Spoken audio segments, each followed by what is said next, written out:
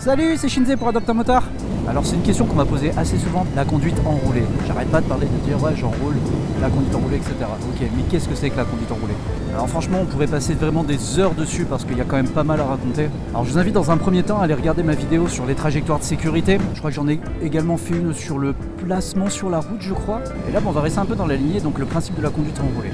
Alors ma vision de la conduite enroulée, en fait l'idée c'est d'arriver à identifier la pointe de couple sur votre bécane, de savoir exactement où elle se situe en fonction du bruit, en fonction des réactions, de votre régime, de votre embrayage, de votre accélérateur, de tous vos sens. Donc de l'identifier et en fait de trouver le rythme justement qui vous permet de pouvoir exploiter cette pointe de couple, quelles que soient les conditions, quelle que soit la vitesse, quel que soit l'usage, la route. Alors le but étant non pas d'aller vite, parce que toujours pareil, je parle pas de vitesse, mais d'être constant. Je parle toujours de rythme, de trouver un rythme, d'identifier un rythme. Le principe donc de la conduite enroulée, c'est une fois que vous avez identifié cette pointe de couple et d'y rester, quelle que soit la situation, qu'on soit en ligne droite, qu'on soit en entrée de virage, qu'on soit dans le virage, qu'on soit en sortie de virage. Donc c'est pour ça que pour pouvoir garder ce rythme, pour pouvoir arriver à garder cette constance, et vu qu'on est obligé forcément d'adapter notre vitesse aux situations, on joue énormément de la boîte. Bon, là je suis sur une électrique, forcément je suis plus concerné, tu me diras.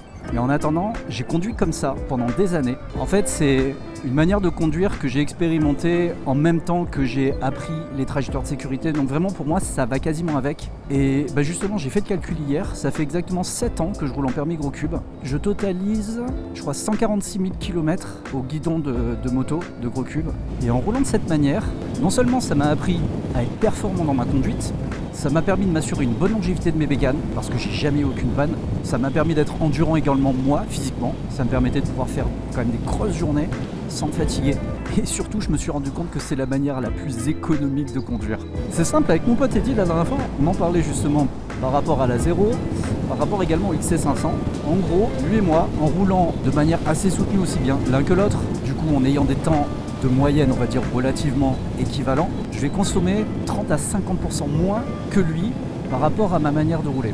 Le XC500, il m'a dit lui-même qu'il n'arrive pas à dépasser les 120 km avec un plein, là où moi j'ai dépassé les 190. Avec la 0, lui, il fait moins de 130 km avec une charge complète, là où moi je dépasse les 200. Et toujours pareil, c'est pas une question de vitesse, je prends la bécane, je la bride à 130 km/h par exemple, et je ferai plus de kilomètres que lui avec ma manière de rouler. Mais pareil, parce qu'on roule pas de la même manière, on n'a pas le même objectif, on n'a pas la même vision, on va dire, de la moto.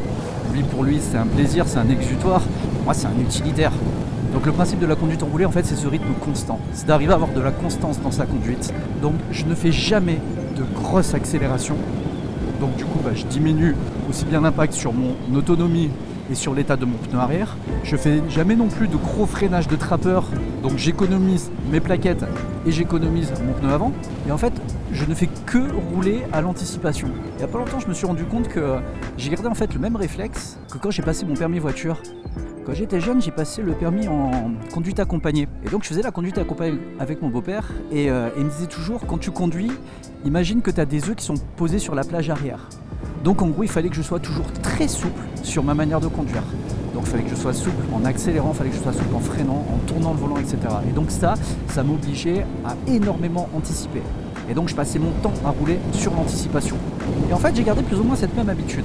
Donc du coup, si on fait un mix de tout ça, entre l'anticipation, entre l'accélération souple, entre le freinage anticipé, entre le fait de conserver ce régime moteur à son couple maxi pour garder quand même une certaine performance, une certaine sensation aussi, qu'on est quand même là pour se faire plaisir, tout ça cumulé, et donc avec les trajectoires de sécurité, etc. évidemment, bien sûr, c'est ce qui m'a permis d'arriver à rouler dans le meilleur équilibre entre la performance, l'économie, la sécurité, l'entretien de la machine. Et le pire, c'est qu'en roulant comme ça, et ça je prends à témoin tous mes potes qui roulent avec moi, non seulement ils ne me voient jamais toucher les freins, mais en plus il y en a pas mal qui ont du mal à me suivre. Donc voilà, pour synthétiser tout ce que j'ai dit, si j'ai un conseil à vous donner, déjà le point de départ, c'est les trajectoires de sécurité, donc je vous renvoie encore une fois à cette vidéo-là, c'est vraiment la base. Et ensuite, c'est surtout d'anticiper au maximum, d'écouter votre machine. Et faites comme moi, vous avez qu'à imaginer que vous avez des œufs qui sont posés sur l'assiette passager.